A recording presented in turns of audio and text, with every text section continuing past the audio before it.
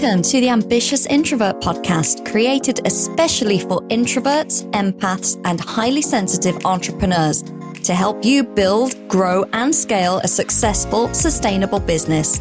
I'm your host, Emma-Louise Parks, business and mindset coach for ambitious introverts.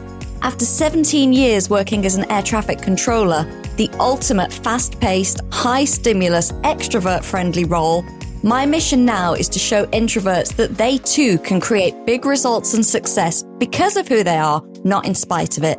I focus on introvert-friendly business and marketing strategy to help you switch overwhelm for clarity, confidence, and clients. Hi guys, and welcome to this solo episode of the Ambitious Introvert podcast with me, Emma-Louise. And before we start, I just want to say thank you so much for all of your support over the last 2 weeks during the launch. I have had so many amazing messages, so much great feedback from you, and I've managed to connect with so many of you via email and social media. So thank you so much for taking the time to let me know what you've enjoyed about the show. It's always so great to connect with you. And of course, anything else that you want to share at any point, then just head on over to the email, to social media.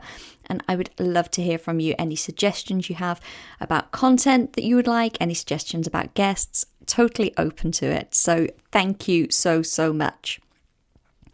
This episode is going to be a little different. I'm going to be sharing some lessons from a client call that I had last week. Now, obviously the client's going to remain confidential, and I did get her permission to share what we discussed in the call because I think it's a really important learning curve, and it's all about boundaries. So I'll explain what happened on the call. I will explain to you what she told me and then how I coached her through it and what the outcome was. So it was Saturday morning that I started this call with the client, and she was quite angry as soon as we got on the call, saying that one of her clients had actually emailed her that morning and she wanted a task doing that wasn't part of transformational coaching, which is what this client does. She felt really unrespected by her client because she felt that, first of all, she shouldn't be emailing her on a Saturday because she knows she doesn't work at the weekends. And secondly, because the task that she was asking her to do wasn't part of the coaching contract. So she was really bothered by this. And the first question I asked her when she told me was, if you don't work at the weekends, then why are you checking your email at the weekends? To which she didn't have an answer. But the point here is she has the control there. She can control not seeing that email until Monday. So rather than pushing the blame onto her client saying she shouldn't be emailing me, she can cure that straight away by closing the laptop on Friday and not opening it again till Monday morning. And when I pointed this out, the client completely agreed. She realized that this was a bad habit that she'd gotten into and realized it was not good because it was affecting her time off and also her relationship with her partner. It then put her in a bad mood for the day straight away, which he was annoyed about, just not worth opening it up. She did admit but one of the reasons that she checked the email over the weekend is that she was worried in case there was an emergency. To which I challenged her, what would be such an emergency as a coach that it couldn't wait until Monday? And again, on reflection, she agreed that there was nothing. Now, coaching is valuable and important. It really is. But it's not an emergency status. There's nothing that client could be emailing on Saturday morning that couldn't wait until Monday. So we really had to reframe that I need to check because what if, and realize that I don't need to check because I'm not at work. So the second question that I asked her was, why is this client asking you to do something that is essentially an administrative task when you are her coach? And this is where the energetic boundaries come in rather than the physical time ones. So she said, actually, this client often asked her to do things and she'd say, please help me out. And my client, being very heart-centered and very caring, felt bad and felt guilty for not helping her. And she said this client regularly asked her to help with unrelated things. And she always told her that she didn't have time. That was her way of not doing it. She'd say, I don't have time for this. I'm really busy, coach, and I don't have time for this. And again, I challenged her. I said that she's actually allowing the client not to respect her boundaries because she isn't respecting them herself. So the first issue that we have is the email check-in at the weekends. So she's allowing the work into her day, knowing that she has no control about what she'll see when she opens up her email or how she'll feel about it. So by letting that in, she's already breaking those boundaries because she knows if it's something negative, she's going to be affected by it and she's going to be worrying about it until Monday.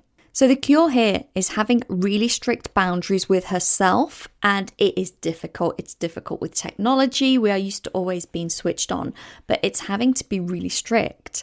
And when you feel yourself reaching for the phone, reaching for the laptop, going, no, this is my time off. This is my time that I need to recharge. I'll deal with anything that's in there on Monday, and really knowing and trusting that it can wait until Monday. The second issue that we identified was not having boundaries around the relationship with her client. So she admitted that she should have set clearly at the beginning what the scope of her work was as a coach, and this probably wasn't done. And by the scope of work, I mean she can say the hours that she'll provide services, the response time that you can expect from her, and also just the scope of what she covers. What are her responsibilities to her client as a coach? What my client was actually doing here was giving away her power and acting like a PA, and she acknowledged this herself. Part of the issue was the use of language. So where her client was asking her to please do things, she kept saying, oh, I don't have time. I'm too busy. I don't have time. But her client was taking this to mean that she would do it later, or if she wasn't so busy, she would help. And I said, why aren't you saying, that's not my job? That's not what I'm paid to do. This isn't in my scope of work. Because that's very clear that whether you're busy or not, you will not be doing that for her. Now, this was bad for both of them. It was bad for my client because it was really causing her not to enjoy her business and not to enjoy her time off. But it was also really bad for her client.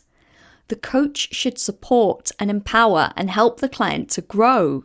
And by doing everything for them like this, she was actually doing her client a huge disservice because she was allowing her to become too dependent in the relationship.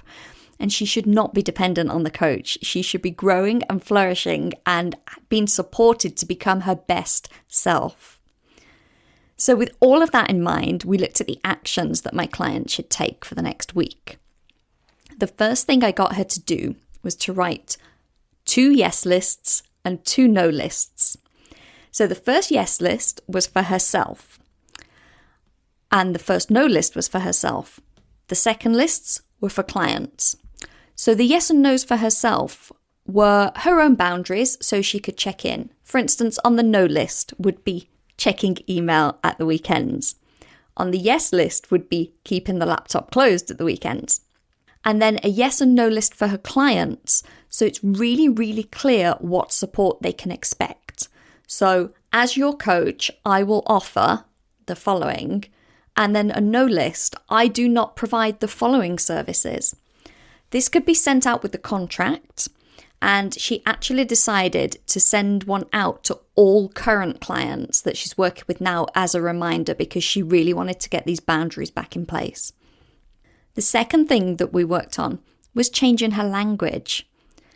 When someone requests a service that isn't part of what she does, to simply say, that's not something I do. I suggest that you look for a VA, copywriter, graphic designer, whatever the task is. But by saying, oh, I'm too busy, she was blurring those boundaries. So just make it clear that isn't something that I do.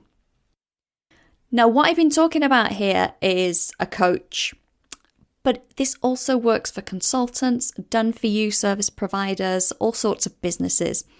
Really get clear on your yes and no's with your clients and customers from day one. If it's relevant, you can set time frames for both parties, like when questionnaires are needed, when delivery of drafts or final products can be expected. But by having that real clarity about I do this, you do this, it just means that everyone's boundaries can be much more respected. And ultimately, physical and energetic boundaries are essential for the well-being and expectations of both the coach and the client or customer. So my challenge to you after listening would be to really look at your business and your relationships with your clients and customers and really assess, do you have strong boundaries in place? Do they work? Are you giving your power away? Are you empowering your clients, or are you just trying to do everything for them to help them? And really get clear on knowing that those boundaries are so important for everyone's growth and happiness and well-being. Thank you for listening to this episode of the Ambitious Introvert Podcast with me, Emma-Louise Parks. If you enjoy this show, please subscribe, rate, and leave a review on iTunes. As a thank you, one lucky reviewer each month will win a 60-minute one-on-one coaching session with me, where you'll get the clarity and confidence to attract your ideal clients. And if you know someone who could benefit from listening to the show, then please do share and help me reach as many fellow ambitious introverts as possible.